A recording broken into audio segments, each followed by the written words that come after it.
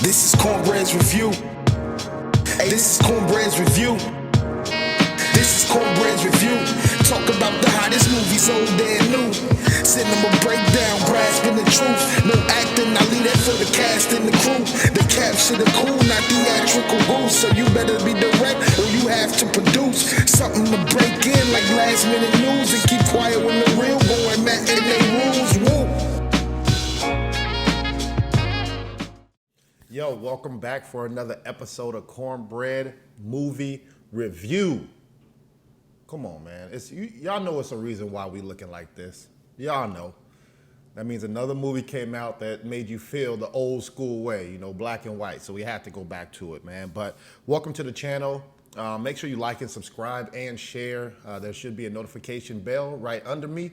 Turn that bell on all so you get all my weekly content from TV reviews to movie reviews to story time to top 10s, top 5. Like, come on, man, I got an array of stuff. So make sure you like and subscribe on all of it, all right? If you are new to the channel, also understand I do each movie review in 5 different categories, all right? Storytelling, acting, cinematography. Did I get what I bought? And then is it a must-see? I add it all up, spits out a Cornbread number. Then that's my Cornbread movie review, and then I'm never going to leave y'all without a forgotten segment, all right? So today, we are back to talk about the movie Blonde. Blonde, ladies and gentlemen, is out right now. It's on Netflix. It is, NC-17, which I don't even know what that means, but understand that it's rated X. That's what that means, bro. This movie is rated X, man. It's wild. Wild. But before we get into all that, man, let's go with the first category, man. First category is acting, okay? Who is in this movie? We got Ana de Armas. All I want to do is talk about her, bro. That's it. That's all I want. Yes, everybody else did their job, did a great job. Everybody else played their role in her life, but I'm just going to talk about her.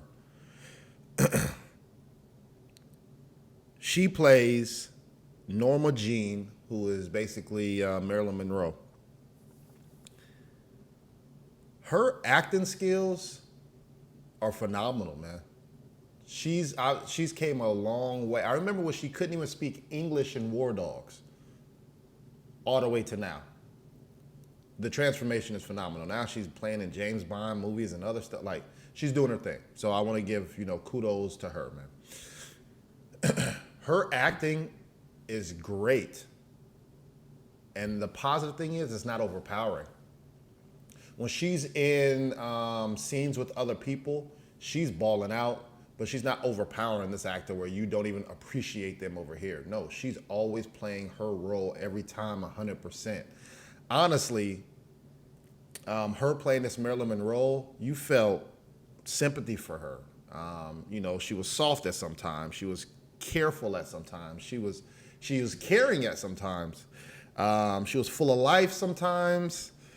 She was scared sometimes. She was angry sometimes. She played every aspect of acting, and that's all you could ask for. This movie was more like watching, let's say, I Am Legend. Not movie aspects, but acting aspects. Yes, there's other characters, but you really focus on one person's journey.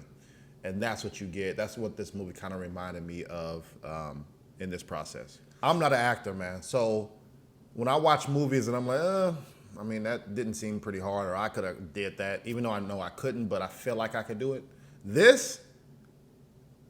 Every scene was exhausting. Every scene felt like it took a lot out of her.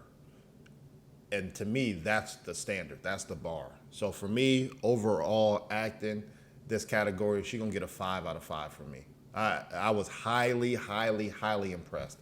I did not have these type of expectations. Not really for her, but for the whole movie, and then her acting too.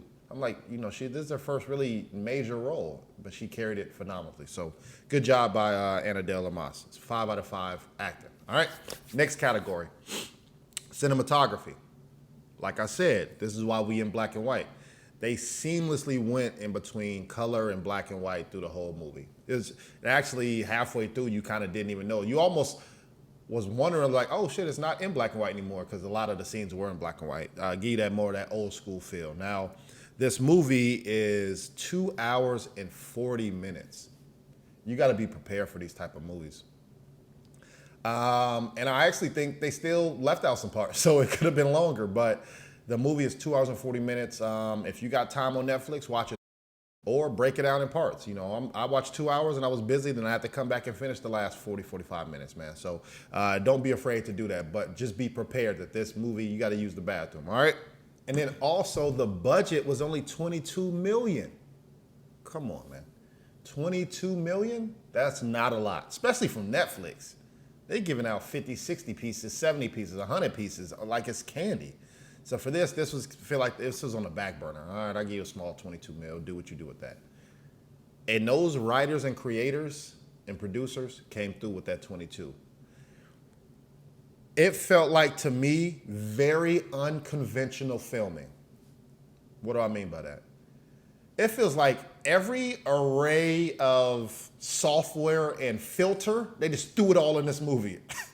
From slow-mo to black and white, to filters, to making people's head big, to making their heads invisible, to being very graphic in certain situations. I think one of the cool things was with the baby and showing how they progress through time, how you get to see how the baby started and it's growing each month and stuff like that. So I thought that was pretty cool. They're very creative with the money.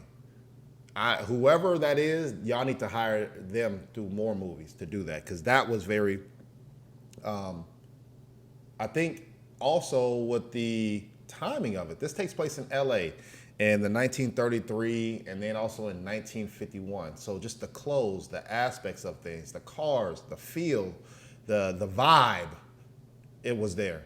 And I really appreciate that. And that's what I look for, especially in cinematography. I don't think they changed the way of how I felt that all movies should progress through it, but I think the creativity lived up to the minimal budget that they had.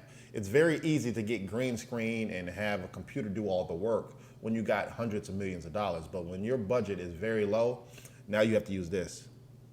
You can't always rely on the computer because that costs money, right? And editing time. So I really enjoyed that. I really like how they do certain scenes, how they zoom in and then they zoom back out, and then that changes the whole scene, right? Like I said, these people were creative, bro. I don't understand.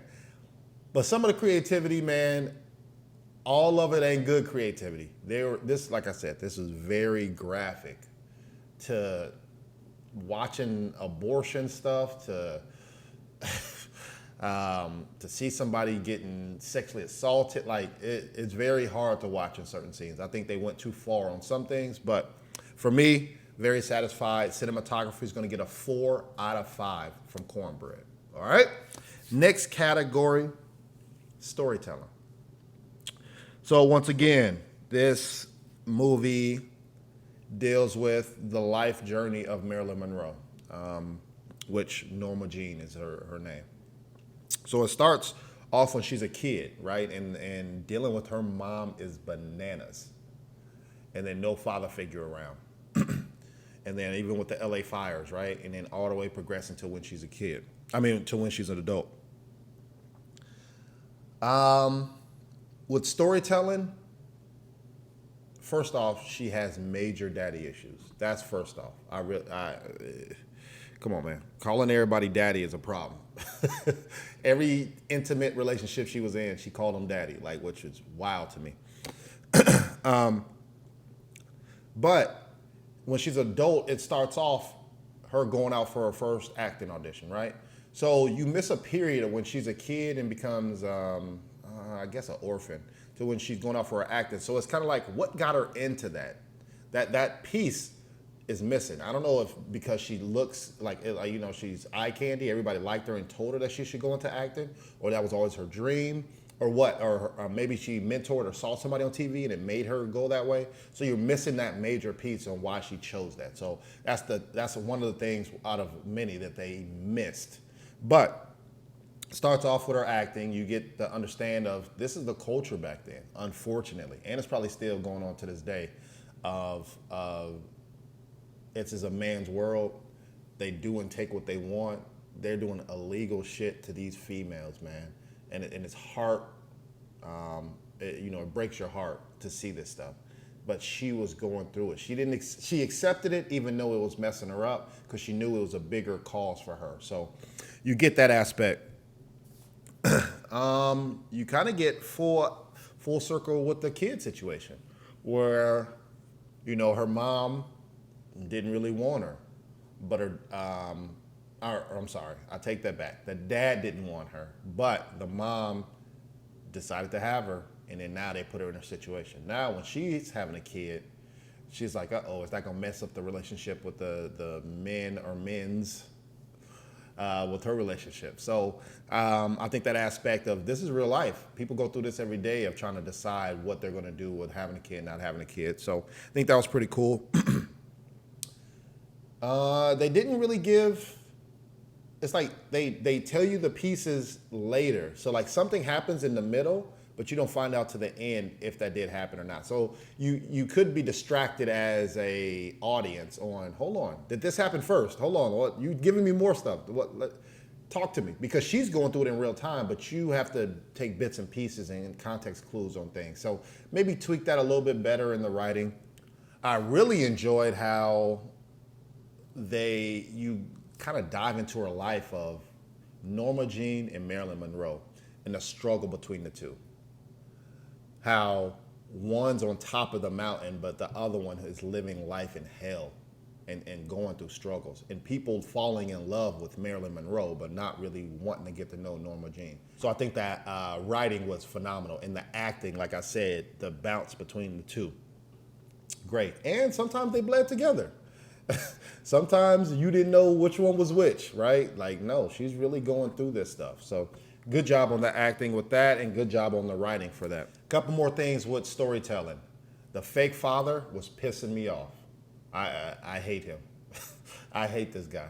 And you find out what I'm talking about. If you haven't seen it, you'll know what I'm starting to talk about. This fake father, I hated it every time a scene like that happened that we had to watch. That was the issue. You feel very sorry for Marilyn Monroe, bro.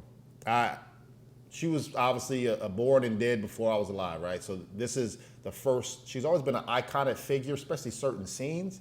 But it's like I never knew her story. And if this is her, let's say 80% true, this is bad. Bad. I feel, I'm sorry. And I didn't even do nothing. I felt sorry for her. And then JFK, come on, bro. JFK is wild. If you've seen it, you know what I'm talking about, man. JFK, you silly, man. So for me, I think with a lot of pieces that they missing, they hit on other scenes and other aspects of my review, but storytelling, they could have did a little bit better. So storytelling for me is going to get a 3.5 out of 5, okay?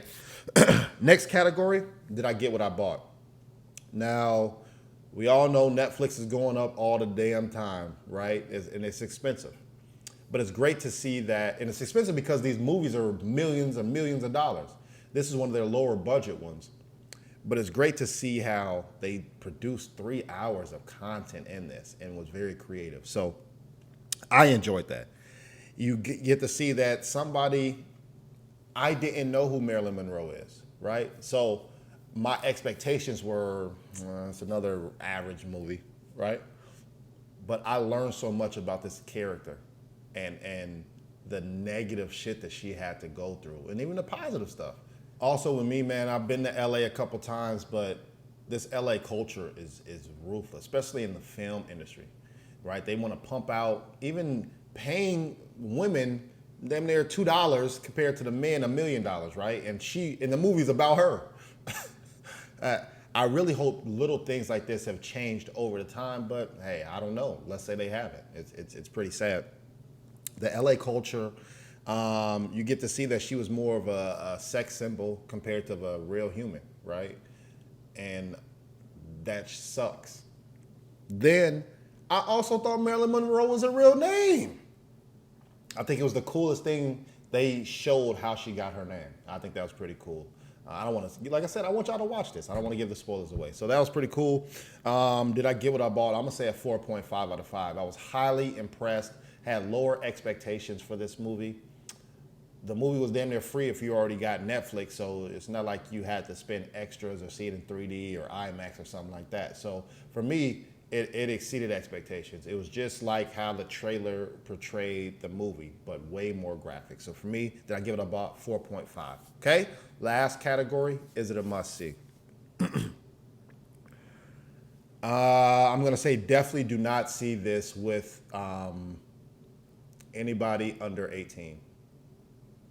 This movie is very graphic. It's a lot of nude scenes. And it's not even on top of the sex scenes. It's damn near rape, right? You see rape, you see sexual assaults, you see, and this is, they zooming in on what's going on. And this is why even the camera placement on when they doing certain things like watching abortions and stuff like this. Hey, do not watch this with anybody under 18. I'm telling you, don't do that. All right. Once again, you get to see a person who is iconic from now, and it really gets to tell the story of somebody who has these crazy scenes with the dress, you know, when she is on the grate and the wind blows her up and she's holding her skirt down.